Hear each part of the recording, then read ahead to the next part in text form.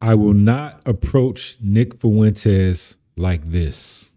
I haven't said that, and I'm aware of the Havara agreement, and Nick is also a Fed, by the way. He's a total disinformation agent. You can't listen to anything that retard says. I mean, this is the same guy that told us the left is coming to kill us, and then he tells us that we have to vote for a female Jewish Democrat and puts down the white Christian nationalists. You find out that he's a half Mexican Jew. He's actually Jewish. And he's gay, and he's definitely compromised. Hold on just a minute. Hold a minute. Nick released his 23andMe or whatever it is. And I don't think you shouldn't be. I mean, you wrote in the book you're 12% Jewish, right? So let's pay attention to what Nick Fuentes has to say here in this clip. Now, many may be triggered by what he says. I am not. But I will say this. Nick Fuentes lacks wisdom. So take your time, guys, with this video and really hear and listen to what I am going to say. This is why race realism is so important. Disparities exist in the world in income, wealth, in achievement, in innovation, in success. We all know it. All of the least developed countries in the world are in sub-Saharan Africa, basically all of them. This is an official category by the United Nations. All of the LDCs, the least developed countries, are in Africa. All the countries with the lowest human development index are in Africa. Whereas all the European countries have the highest HDI. These are all the first world countries or super first world countries. Countries like Switzerland and the UK and France and Germany and Norway and the United States. So there are disparities in the world. Some people are doing well and some people aren't. Even in America, there's disparities. White people have all the educational attainment. They have the highest income. They have the most wealth. They own the most capital. They are all the billionaires. And the black people have the least. And the Hispanics have a little bit more than them. Why do these disparities arise? A race realist would say, well, they're different. It's not a coincidence that black people here and black people in the Caribbean and black people in Africa and black people in Europe and black people in Asia are all unsuccessful because their average IQ is 75. That was fucking good. If I had a high IQ, I would probably be like, yeah, right on, Nick. Now, Nick equates the disparities, as he calls them, to a lack of IQ. Let's start with this. What can we agree on? As a Western world, as a civilization, what can we agree on? Can we all agree that we have been lied to or not? Have we been lied to or not? And if we have been lied to, if you're watching this channel, you know that we have, and you have gained success. What does that say about your success? If the foundation of the Western world is based on lies, which it is, what does that say about your success? Now, I can take this so many different places. Maybe Europeans and whites, as they're commonly called today, have the ability to live well under lies or on top of lies, however you want to frame it. Maybe you're built in a way where the lies help you. Maybe the sub-Saharan Africans and the quote unquote blacks of the Americas are suffering and not building. Does that mean that these people don't do well under lies? We have to keep it real. We got to go all the way back. Either we're living a lie or we're not. That's just the reality, ladies and gentlemen. Either they're lying or they're not. Now, high IQ. Does high IQ mean believing in the World War II narrative? Nick Fuentes will say that the World War II narrative is a lie. But all the white Europeans believe that. Is that what high IQ is? Let's look at 9/11. All the white Europeans believed in that narrative. Is that high IQ? What does that mean, Nick Fuentes? Y'all not looking at it from a spiritual aspect. We're living lies. And anyone who wants to disagree with me, what are we even talking about then? And if the high IQs are on top right now, what the fuck are we even complaining about?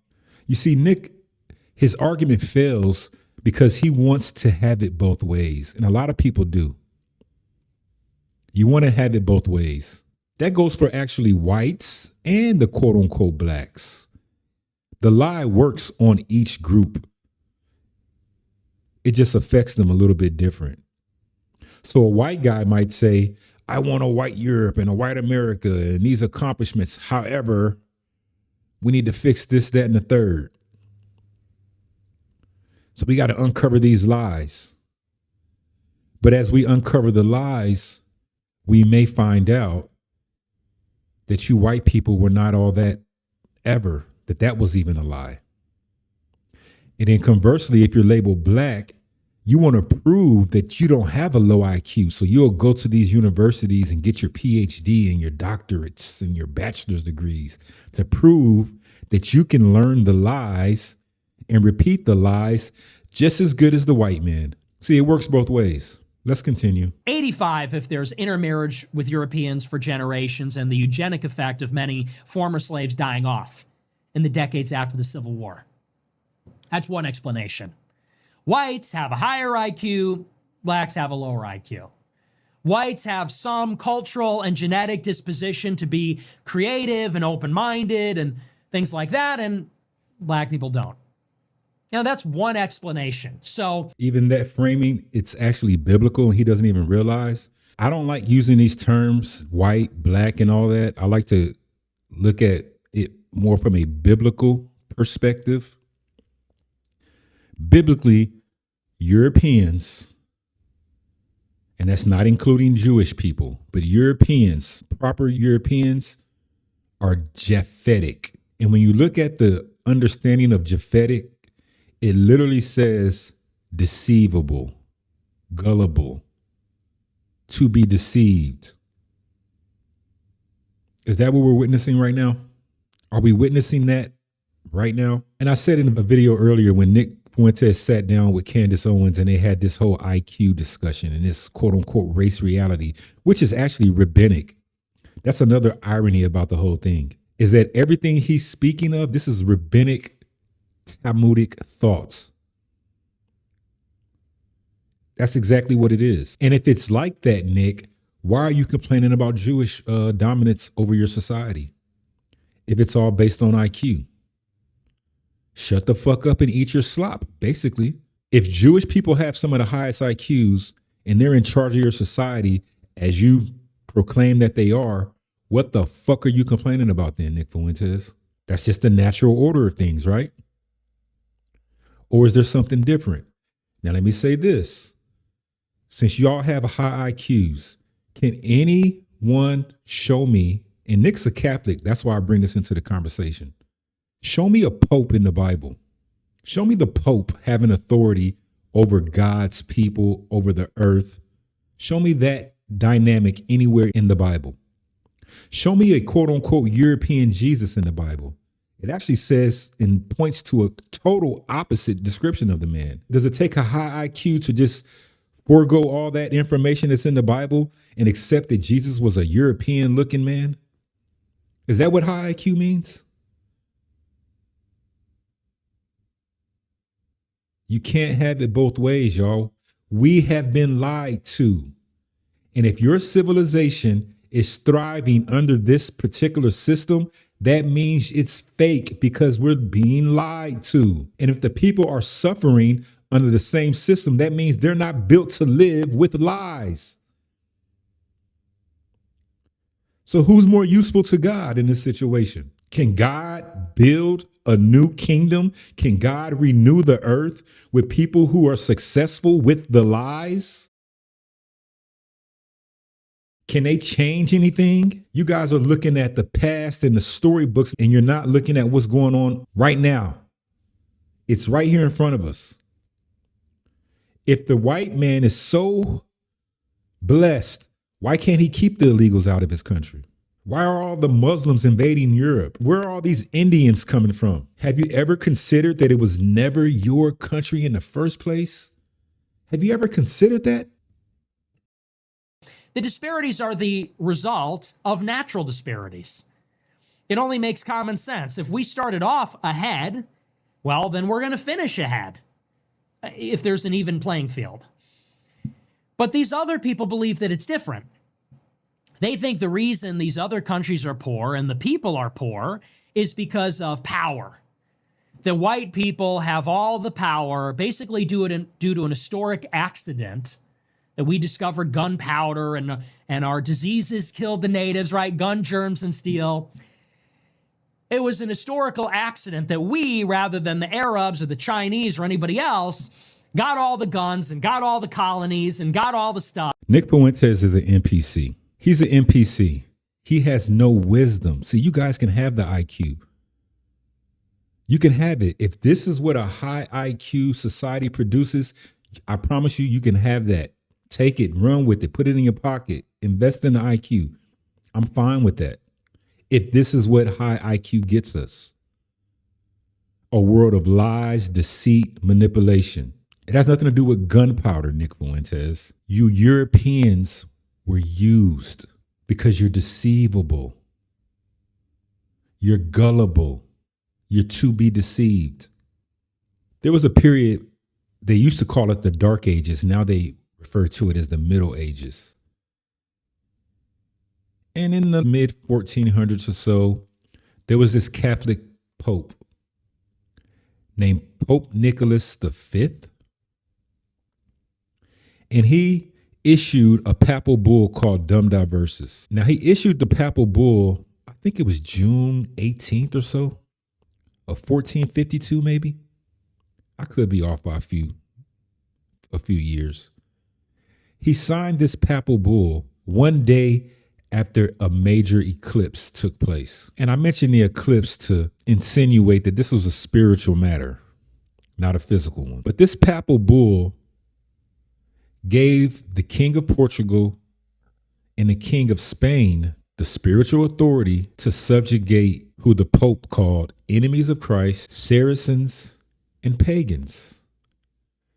Now, if you read the high IQ historical aspect of those three categories, they'll tell you that they were Muslims and blah, blah, blah, blah, blah. But that was just a smokescreen. That papal bull gave those two kings and nations authority to seize the kingdoms, possessions, and lands of these people. And it eventually led to the transatlantic slave trade. But what people misunderstand is that when you're coming to take over the world, you don't go after the peasants. You have to take out the kings. Does that make sense to y'all? Where's the beauty in today's world if the white man has all this spiritual anointing? There's pyramids that look better than any shopping plaza I've seen in America. There's mound structures all throughout America. Where'd they come from? Where it looks like the people worked with the land and not against it. See, here's the reality. We're all going to have to take a step back and realize we've been lied to. And I'm going to keep reiterating that point. And if we've been lied to, what the fuck are we even talking about? And if your success came from lies, what good is your success? And I'm going to end with this. To all the Nick Fuentes minded people, and I love Nick Fuentes. I really like Nick Fuentes. Where is this white Jesus energy at in 2026? It would damn sure be a good time for him to show up. Where is it? Where's the blonde haired, blue eyed, charismatic leader of the world? Where's he at? Where's the white trendsetter? Where's he at? Nick Fuentes is a walking contradiction because the only reason he even has this large of a platform is because one of these sub-Saharan Africans called him up and he sat next to a sub-Saharan African with more influence, more power, more of a fear of God than any of you Gentiles. What that mean, nigga? We got to put the lies away, ladies and gentlemen. Don't get caught up in the mix. With that being said, I love y'all and I'll see you next time. If Jewish people would accept that I'm Jew, then they would see what I'm saying in a different way. They would hear it in a different way. But see, the people, you saying you're Jewish, that No, I'm Jew, not Jewish. Jew. Jewish means like that of a Jew. I'm saying I'm Jew. You're a Jew. blood of Christ.